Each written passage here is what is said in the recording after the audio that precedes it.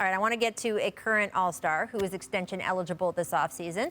Bam Adebayo. Last week during Pat Riley's end-of-season news conference, he called Bam a, quote, cornerstone of the Heat.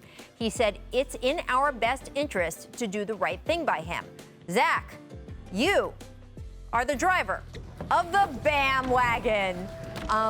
Look, anyone who wants to trade, there it is. Anyone who wants to trade for Bam should not call the Heat, apparently. But what do you think about that extension that he is eligible for? Because there is a feeling of, oh, can you help us out, Bam? Just wait a year. That will give us more room in the cap, blah, blah, blah. I don't know if he's going to want to wait that long. Well, and you could understand why he would say, why should I wait that long? I just was outstanding the entire playoffs. I was arguably our best player until the finals. Then I played hurt in the finals and gave it a go. And yeah, give me the money now, but I'm a max player. Give me the max. As for the trades, yeah, for all practical purposes, Bam Adebayo is untouchable. No one is getting Bam Adebayo from the Heat in any deal that exists in real life. The guy has proven himself an all-star and now an all-NBA level player, and I'm not putting a ceiling on him yet. That guy, that's how good he's been.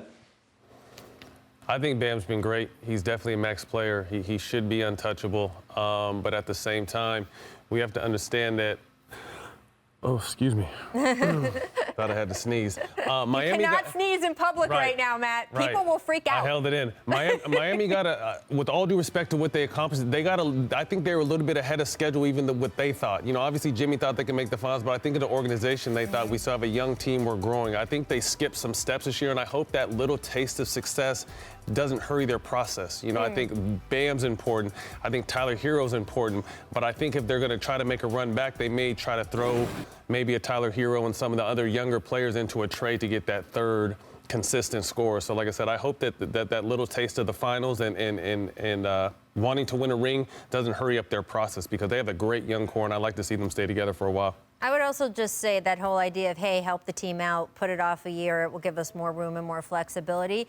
It hasn't gone great for some other situations, and you only need to look as far as next door to Jimmy Butler, right down the locker room, who was told that by the Timberwolves and got so frustrated. Well, we know what happened there. But even with situations that worked out more amicably, right? I mean, this is a different situation, but Zach, the Utah Jazz didn't make Gordon Hayward the offer he expected the year that he expected it. And when it came time years later to decide if he wanted to stay with the team as a free agent or not, it factored into his decision, right? I mean, you have to ask Gordon. I know he's hinted at that in the past, that they matched an offer sheet from the Hornets, I believe. The archetype of this situation was Kawhi Leonard with the Spurs. They asked Kawhi Leonard to wait on his max extension, to keep his little cap hold on and sign LaMarcus Aldridge.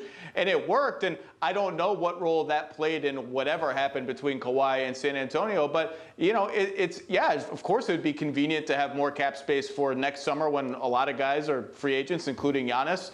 But, you know, there's a certain point where if Bam feels he's earned it and he would be completely justified, you know, you can promise him everything. You could say after next year, 100% blood oath, all that. But, you know, it's always nice to have it done and locked in and not hanging over your head. And you could understand why he and his agent would say, we've earned it. Well, I think the consistency of superstars getting hurt of late is a reason why you don't listen to any of that. Like, Miami knows what they have. This guy's continuing to get better.